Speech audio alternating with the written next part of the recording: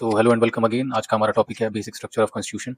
So basic structure की बात शुरू कहाँ से हुई? बेसिक स्ट्रक्चर की बात शुरू हुई just after the first constitutional amendment, जो कि 1951 में किया गया था।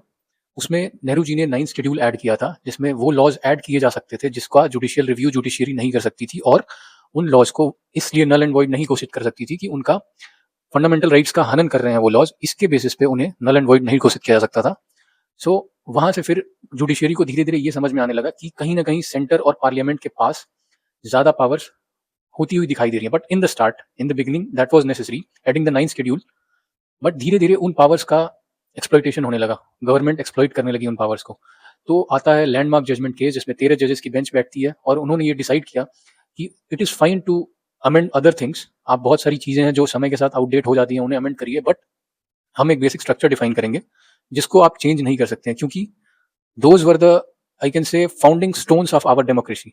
हमारी डेमोक्रेसी का फाउंडिंग स्टोन था, जैसे कि सेक्युलरिज्म, जैसे कि फेडरलिज्म, जैसे कि हमारा रिटन कॉन्स्टिट्यूशन है, हमारा पार्लियामेंट्री सिस्टम है, हमारे पास सिंगल सिटीजनशिप है। ये सारी चीजें आप नहीं अमेंड कर सकते हैं, और ये बेसिक स्ट्रक्चर समय के साथ चेंज भी होता रहता है। और ये चेंज कौन करेगा और हमेशा डिफाइन कौन करेगा? तो सुप्रीम कोर्ट ने ये पावर भी अपने पास रखी थी। सो और डिटेल में जानेंगे इन चीजों को। Let's start with our chapter. So let's start with our chapter basic structure doctrine. Basic structure doctrine introduce हुआ था 24 April 1973 after Keshava Nanda Bharati case, जिसमें बताया गया था कि पार्लियामेंट बहुत सारी चीज़ें अमेंड कर सकता है, सब कुछ अमेंड कर सकता है, एक्सेप्ट जो हमारा बेसिक स्ट्रक्चर है उस चीज़ को अमेंड नहीं कर सकता है, उस चीज़ को नहीं छेड़ा जा सकता है। ये बात की थी केशवानंद भारती केस ने। जब इसका जजमेंट आया था उसके बाद बहुत सारे केसेस भी आए थे, जिसमें बोला गया था कि उन केसेस का ही रिव्यू किया जा सकता है जो कि इस जजमेंट के बाद की डेट को आते हैं। तो ये बहुत ही ज़्यादा इंपॉर्टेंट टॉपिक है। क्विकली स्टार्ट करेंगे बेसिक स्ट्रक्चर में कौन कौन से फीचर है। पहला, supremacy of the constitution. Constitution सबसे बड़ा है, पार्लियामेंट बड़ी नहीं है। Parliament is not a sovereign body, but the constituent assembly formed after the independence was the sovereign body. अब जो पार्लियामेंट है उसको अमेंड करने के बस फीचर दिए गए हैं, वो अमेंड कर सकता है चीजें, बट कॉन्स्टिट्यूशन बदल नहीं सकता है। दूसरा है rule of law. Rule of law follow होगा, जुडिशियल रिव्यू होगा, इंडिपेंडेंस ऑफ जुडिशियरी होगा। इंडिपेंडेंस ऑफ जुडिशियरी एक नेशनल जुडिशियल एनजैक करके एक बॉडी बनाई गई थी, जिसको बाद में अनकॉन्स्टिट्यूशनल घोषित कर दिया गया था, क्योंकि उसमें पार्लियामेंट का इंटरफेरेंस देखा था सुप्रीम कोर्ट ने ज्यादा हो रहा था, तो उसको स्ट्रक डाउन कर दिया गया था। That's why separation of power is needed. Judicial review is the part of basic structure. Federalism is the part of basic feature, secularism also. So 1976 में 42nd अमेंडमेंट में ये वर्ड ऐड हुआ था। अभी भी इसका बहुत ही ज्यादा विरोध होता रहता है, but this is part of basic structure. You can change everything but not this feature. Parliamentary system of government, you can't change this. ऐसा नहीं है कि हम यहाँ से कूद के सीधे प्रेसिडेंशियल फॉर्म में कन्वर्ट हो जाए, ऐसा नहीं किया जा सकता, क्योंकि ये बेसिक फीचर का पार्ट है। Free and fair elections, fundamental rights, balance between FRs and DPSP, unity and integrity of nation, और limited power of constitutional amendment. Constitutional amendment मतलब ये है कि जो चीजें समय के हिसाब से आपको दिख रही हैं कि आउटडेटेड हो रही हैं या चीजें बदल रही हैं, वो आप चेंज कर सकते हैं, बट जिन आइडियल्स पे हमारी कंट्री फॉर्म हुई है उसको आप नहीं चेंज कर सकते हैं। ओके, अब इंपॉर्टेंट केसेस देखेंगे रिलेटेड टू बेसिक स्ट्रक्चर। पहला केस यही है, केशवानंद भारती केस, जिसमें बेसिक स्ट्रक्चर ही दिया गया था। उसके बाद आता है इंदिरा नेहरू गांधी, जो कि इंदिरा गांधी वर्सेस राजनारायण केस 1975 में, जस्ट बिफोर द इमरजेंसी। उसमें I am not sure, but Allahabad high court ने, I will check this and mention in the description, Allahabad high court ने इनके कॉन्स्टिट्यूशन, इनके इलेक्शन को अनकॉन्स्टिट्यूशनल डिक्लेयर कर दिया गया था ऑन द ग्राउंड्स की इन्होंने जो सरकारी चीजें उनका यूज किया था। सो उस केस में भी यही बात कही गई थी कि free and fair election declare part of the basic structure. ये सुप्रीम कोर्ट ने कहा था। जब बाद में उस हाई कोर्ट के डिसीजन को सुप्रीम कोर्ट में चैलेंज किया गया, तब सुप्रीम कोर्ट ने कहा था कि फ्री एंड फेयर इलेक्शन जो है वो बेसिक स्ट्रक्चर का पार्ट है। Then Minerva Mills versus Union of India case में लिमिटेड अमेंडिंग पावर होनी चाहिए पार्लियामेंट के पास, ये भी बेसिक स्ट्रक्चर का पार्ट है। बैलेंस होना चाहिए एफआरस और डीपीएसपी में। ऐसा नहीं है कि आप डीपीएसपी का नाम लेके किसी एफआर को अनकॉन्स्टिट्यूशनल घोषित कर दे रहे हैं, ऐसा भी नहीं किया सकता, या फिर किसी एफआर का नाम लेके आप किसी डीपीएसपी को हटाने की मांग रखते हैं। दोनों में बैलेंस की बात की गई थी। Then again comes the Waman Rao case, जिसमें यह कहा गया था कि laws placed in 9th schedule after the state can be reviewed by courts.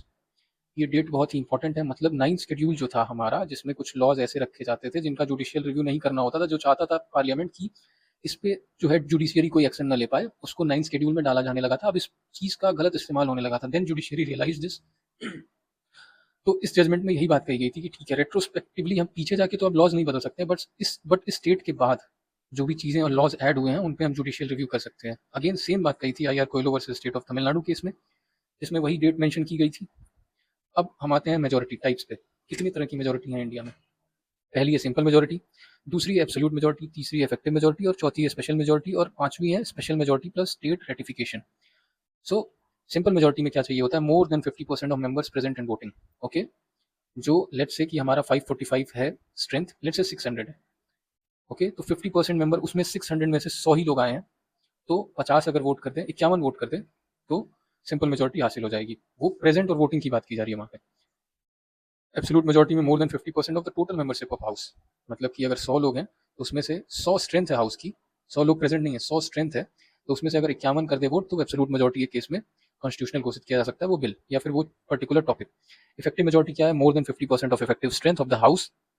Effective strength क्या है, जैसे अगर 600 मेंबर हैं उसमें से सिर्फ 550 मेंबर ही उपलब्ध हैं, बाकी 50 सीटें वैकेंट हैं, तो उसका मोर देन 50%, तो इसका मोर देन 50% मतलब 275 प्लस 1, इतने लोग अगर वोट कर दे 550 में से तो इफेक्टिव मेजोरिटी आ जाएगी। स्पेशल मेजोरिटी में क्या आता है, अब ये स्पेशल मेजोरिटी अलग तरह का कॉन्सेप्ट है। इसमें सबसे पहले देखा जाता है कि 50% of the total strength of house, मतलब अगर 100 स्ट्रेंथ है उस हाउस की, तो सबसे पहले देखा जाएगा कि 51 लोग उस चीज के पक्ष में वोट कर रहे हैं। अगर ये चीज पास होती है तभी आगे बढ़ा जाएगा। बट अगर 51 लोग वोट कर दिए हैं, अब ये देखा जाएगा कि 51 लोग जो हैं वो 2/3 हैं कि नहीं, जो वहां पे प्रेजेंट हैं लोग।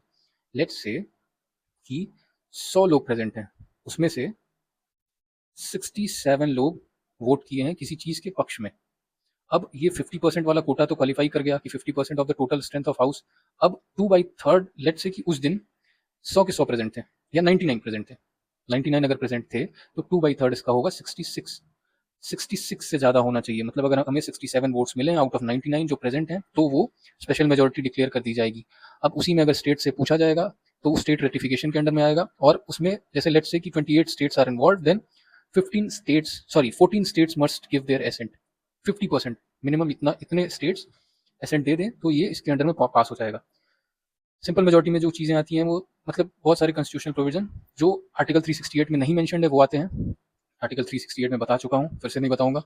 स्पेशल मेजोरिटी जो कि आर्टिकल 368 इटसेल्फ है, उसमें सारे कॉन्स्टिट्यूशनल अमेंडमेंट आ जाते हैं, और अमेंडमेंट अफेक्टिंग फेडरल स्ट्रक्चर जैसे प्रेसिडेंट की चीज़ें हो गई, और किसी लेट्स से कि राज्यसभा लोकसभा में कुछ बदलना है तो वो सारी चीज़ें इसके अंतर्गत आ जाती हैं। ठीक है, अब इसमें एक लिमिटेशन ये है कि even a special majority can not be used to destroy the basic structure of the constitution. आप किसी भी स्पेशल मेजोरिटी का यूज भी कर लें, सब कोई प्रेजेंट वोटिंग सब कोई वोट कर ले, तो भी बेसिक स्ट्रक्चर को आप नहीं बदल सकते हैं। Okay, that's it.